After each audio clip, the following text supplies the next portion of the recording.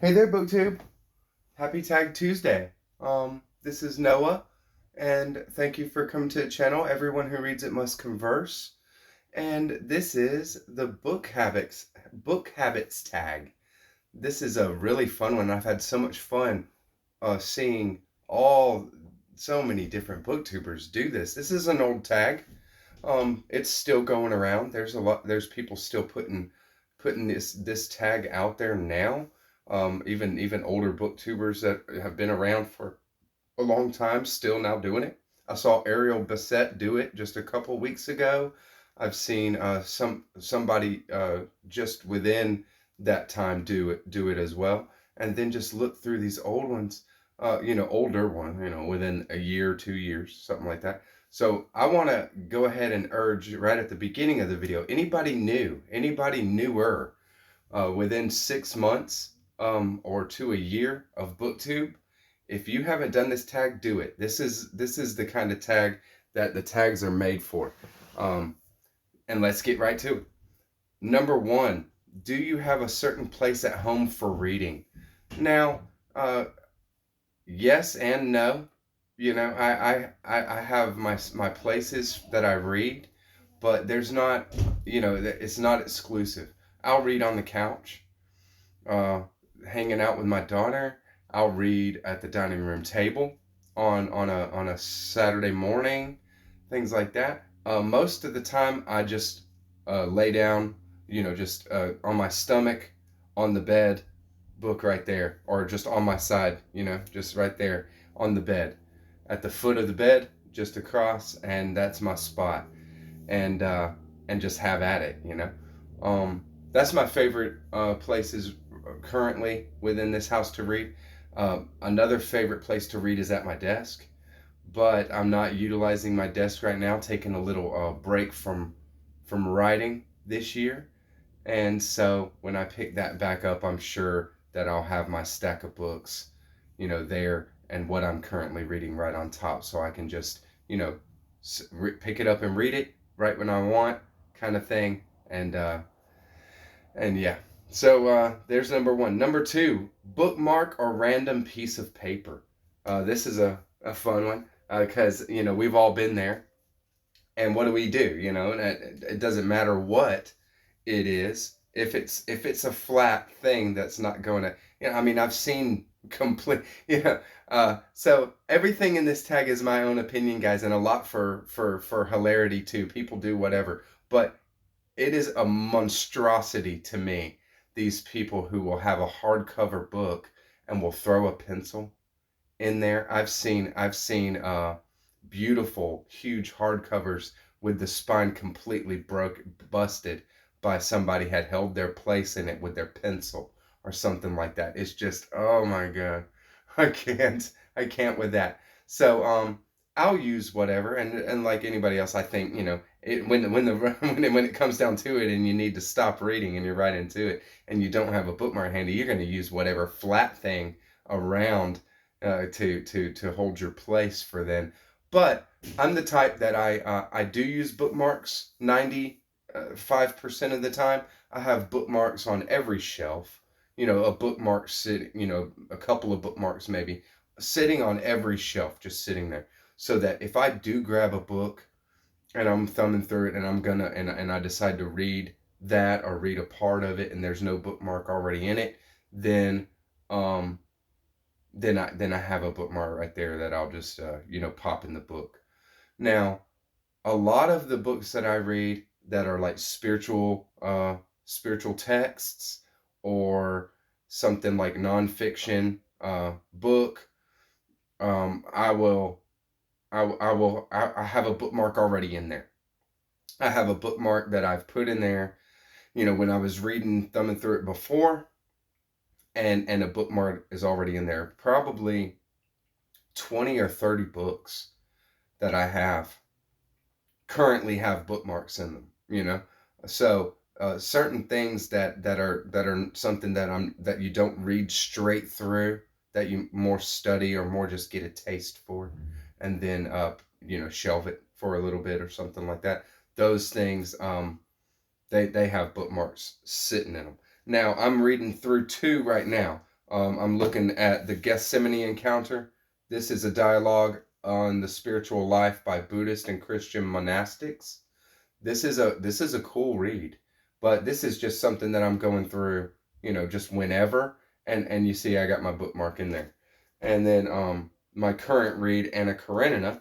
I have my bookmark there, and when I'm done with that, when I put the book back on the shelf, um, I'll take that bookmark out, and that will be a bookmark that just sits on that same shelf, my literary fiction shelf. So there's that one. Number 3, do you stop reading, or do you have to stop after a certain number of pages or at the end of a chapter? So I'm not a big stickler for that at all. I'll stop whenever I need to. If something comes up, somebody talks, or if we get into a conversation, or whatever, I'll stop. I have save my place, do it. You know.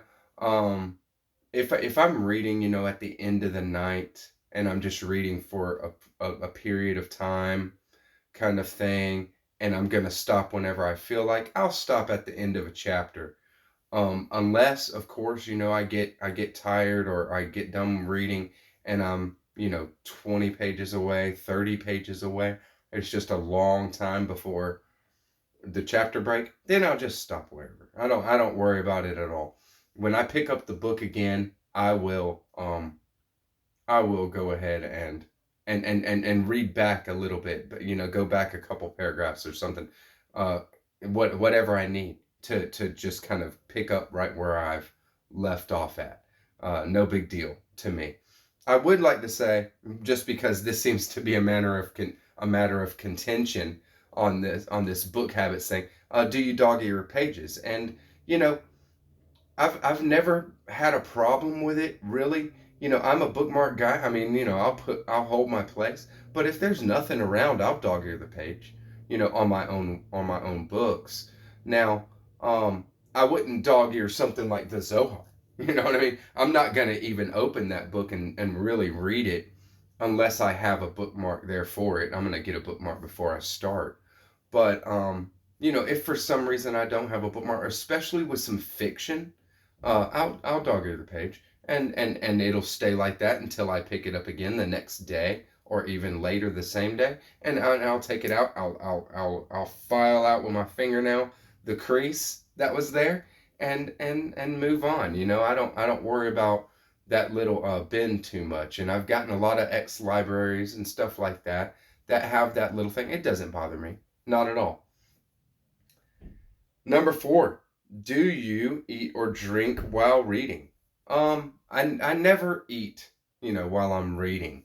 I can't stand, reading while, you got something on your hands or something like that, and smudging the pages. It just takes me back to that Stephen King, The Stand, where, the guy got caught, thumbing through the girl's diary because he's a little chocolate addict, and smudging chocolate on her diary pages, and I'm just like, oh, what a monster, but I read at work, and I'm in construction. I will be completely dirty, and if I'm really dirty, my hands are really dirty, I won't pick up my book, you know.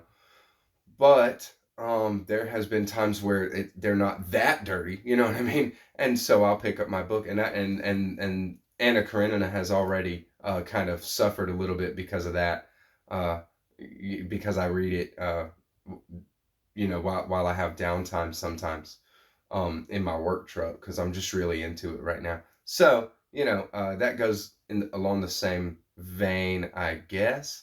But with the question, do you eat or drink while reading? I don't eat while I'm reading. You know, it's not a thing like that. But I always do have a drink close by while I'm reading. I don't want to have to stop and get up to go get something to drink because I got thirsty or something like that. Just and same thing with like going to the bathroom.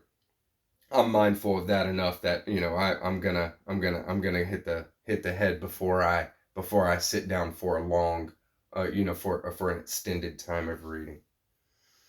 Number 5, music or TV while reading. So, music while reading is totally great to me. And yeah, I don't listen to the same kind of stuff that I would listen to if I was just listening to music, for sure. I go for instrumental. I'll listen to instrumental music while I'm reading. Some lo-fi hip hop, I love. Give me uh some real like mid 90s style, hip hop beats or something like that, or just some lo-fi hip hop channel on YouTube. I love that. I'll put it on and it'll just play while I'm reading in the background. Cool stuff. And also, some classical music, some especially solo piano. I love listening to like solo piano pieces while I'm reading. It's a pleasure. TV while reading, no, no way. The TV is like the bane of the reader, in a big way. Now, I'll read it, like I said, I'll read in the living room. My daughter will be sitting there watching, some video or some cartoon or something like that, and I just don't pay any attention to it. I'm very able to detach from sensory activity around me while I'm reading. So no big deal. TV can be on. uh, I don't have a TV in my bedroom. I don't have a TV where I want to read, at the dining room table. There's not a TV around there. So I'll choose to read in a different room than there's a TV for sure. But if I'm hanging out with the fam or hanging out with the with and and have my book there to read while, they enjoy some videos or something like that, then totally fine by me. Number six, one book or several at once. And now that's kind of a question that's in this gray area for me. I read one fiction book at a time. It's tough for me to get into more than one fiction book because I get grabbed by the story and by what just the whole story. And if I'm not getting grabbed by the story, then it's not a good fiction work to me, really. History, or, fiction and reading is meant to be a joy.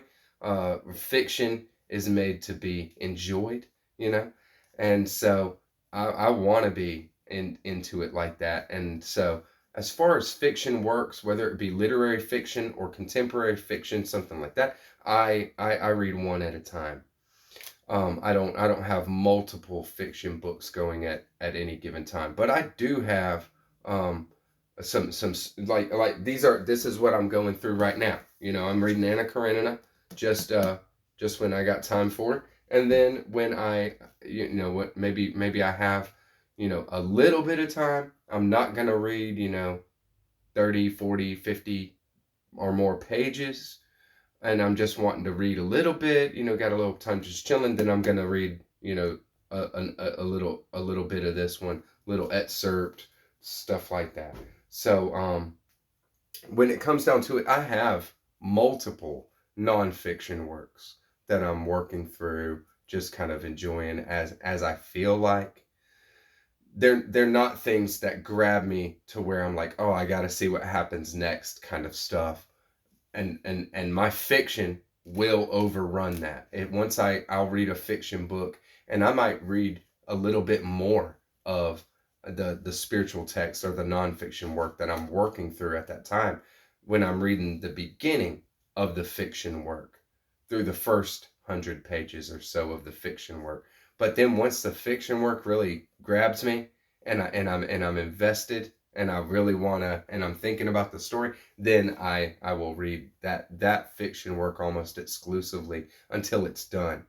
And then on to the next, or then finish up the spiritual work or the nonfiction, or just keep it going, because then when I start another fiction, I'm gonna put a little bit more time into reading that second or third work that I'm reading, while the fiction work, while I'm getting into learning the setting, learning the characters, plots, getting the foundation built, things like that. All right, number seven, read at home or everywhere. Now I read wherever, anywhere I could find time. Now, when I go out, most of the time I don't have a book with me, because I'm out with my family. I got three daughters, my wife and stuff. There's not going to be go to the grocery store and me sit up at the front on a bench and read while they do the grocery shopping or something like that. So, uh, I take a book with me to work. Um, I have a book of short stories in my truck just in case, I'm reading this book and bringing it with me to work because I'm really, really in the thick of it now. But I keep a book with me anywhere that I'm going to stay a prolonged period of time, kind of thing, and I'm going to be able to read anytime. So I'll read anywhere. I don't have any kind of problem with taking 1 page or 2 pages at a time, and then closing it and doing something. Uh, I like that actually because then I can really think on 2 pages worth of something, and think, well, what is going on. In some works, that's not an advantage. In some works, it's a great advantage. So it's pretty cool just to experience it like that. Number 8, do you read out loud or silently? Silently all the time, and I don't read, necessarily in words either. Um, I can just, you just get the flow, you know, kind of thing. Now, when it's dialogue, I've learned that I love it and can get so much more out of it when I actually do say the words to myself in my head. So, in dialogue, I slow down and I just say the words to myself in my head. And I might say them slowly. I might really say them a couple of times once I get the kind of feeling or emotion that's being conveyed through those words. Because when I was a young reader, I would just breeze through dialogue just like I would breeze through, a narrative, uh, expositional kind of paragraph or something, and I found that I was missing a whole lot about later in life. I saw that I was missing so much of like what was conveyed through dialogue and why, and I'm just like, why? What is it? I mean, I'm reading it just like anybody else would, right? But when I really slowed down on dialogue and read the words to myself as if I could hear them being spoken in my head, I got a lot more out of it than I ever had got before, and I love it. It's one of the greatest things that I have changed about my reading habit that that that has given me more from fiction works. And now the other, just reading the book, a lot of times I'm just going to read, and I mean but I'm not saying the words to myself in my head. I'm just reading, and just taking them in, and then I might take in a page, or I might take in 2 pages, just wherever there's like kind of like a break in the subject or a break in, the feeling or something that's being talked about. And then I might stop for a second and like kind of breathe and just internalize all that I just kind of took in and then back to it. Something like that. So, number 9, do you read ahead or even skip pages? That is ridiculous. So, I can understand maybe in some types of work, some really, popular, fiction that, is just not, is just what it is on the surface of it and no kind of, nothing to it kind of stuff. I don't even know. I'm just kind of trying to think when when might I be okay with skipping pages? There's no way. You know, there's not been a work that I've read, even if I didn't like it, where I skipped ahead and read or skipped pages and read. Because, why would you, even if you do go ahead and get something that the author wants you to get there, well, you're going to miss some of the buildup or some of the backing behind that. Sometimes if you skip a page or two, you don't know what's on that page. There might be something, some piece of dialogue that really give you an insight to a character's motivation or something like that. So no, I don't skip pages. I don't read ahead. I don't do anything like that. I read the book from front to back, and I am the total type of reader to read every single page in a book. Flap, but front flap, back flap, um, all the introductions, little quotes at the beginning of the book or beginning of chapters, back of the book, all of it. I read it all, and it's part of the love. So number 10, break the spine or keep it like new. Now that's I kind of touched with that with the bookmark. You know, I it is just a complete monstrosity to me for somebody to like intentionally destroy a book, like, popping their pencil all the way in the spine, shutting it and just carrying it. You got this big lump, open lump where the pencil's at in your hardcover book, and you're just, I mean, it's just why, I I can't. But as far as reading, I got books with broken spines that I still keep around because of nostalgia and things like that. But I'm a careful reader myself. I'm a very careful reader. Anna Karenina, I'm over halfway through. You can see, and what's that spine look like to you? You know what I mean? I mean, I'm not one to, even at the beginning of the book, take a paperback, put the flap on the back and just be looking at that page or something like that. I read like this. My hand is I'm actually holding the spine right there, and I'm holding just a page there, and I'm just kind of like that, and then turn the page, grab it, and it's just and right in the middle, yeah, I might kind of open it more to get that little inside words, but it's not a big deal. You know what I mean? I don't need it to be, wide open, you know, and so just me, I'm a careful reader. When I'm done with this, the spine won't have any creases on it, but it will bow. You see, it will bow through my reading, but that way this one will survive, multiple readings. This one will survive 2, 3, 5, readings before it starts showing real wear. Now this is one of the ones that has, through one reading, and I bought this used, showing more wear than most others because I'm taking it in my work truck. And you see, I got a little bit of a split to the front cover there, just a little hair, no big deal, and then some dirt on my bottom of the pages there because it's probably, sitting on my lap or something as I'm, or like I say, some dirty hands, and I'm holding it with a couple of fingers just kind of like that, and supporting the bottom and around the spine while I'm reading. So I'm putting some dirt on the pages there, and I don't like that, but I'm not, I'm not that much of a stickler. I think I'm a stickler enough about caring for my book to, let anything that happens to them now get to me.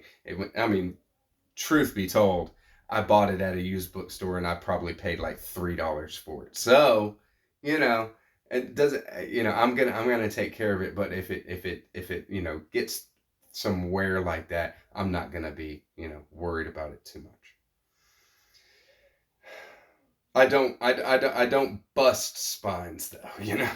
Number 11 and the final prompt: do you write in your books? And that is a very, very, very rare occasion for me that I write in books. Um, it's just my way. I'd rather take notes on another sheet of paper and keep it with writings that I have, and I'll do that before I write in a book. What I'll do in the book is maybe just a line off to the side of a page, of a line off to the side of a line or a portion that I want to call attention to. And then I'll, page so and so, or I'll write it on the bookmark, something like that. And then if I write it on the bookmark and I start making marks on a bookmark, that bookmark is part of that book from here on out. So I'll just write, page 143, and then I'll write a little phrase, what it is that I want to call out, so that I can pull that to mind very quickly in the future if I want. But I'm not one to write in my books. I mean, I get that some people love to write in their books, and it's like a conversation that they're having back and forth for their books. And more power to you. Totally cool. I'm cool with it. And if I get a book that's annotated up, stuff like that, I don't have any problem with it necessarily. But I will go for a cleaner book inside than go for an annotated book, unless it's something that is just, I'm gonna need secondary sources and things like that to understand. Then I might welcome the annotations for sure. So thank you, BookTube. This tag was really fun. Hope you enjoyed learning more about me as a reader. I want to hear more about you guys as a reader. Anybody that hasn't done this tag, especially if you are within started your channel since the middle of 2019 all the way till now, or even if you just haven't done this tag, I'm tagging you. I'm saying it's you. Any new booktuber or newer booktuber, or anybody that just hasn't done this tag, please. This is a great one to watch. Very fun to hear everybody's book habits and how we compare, and share the book love. So hope everybody's happy and healthy, and catch you next time, BookTube. Bye bye.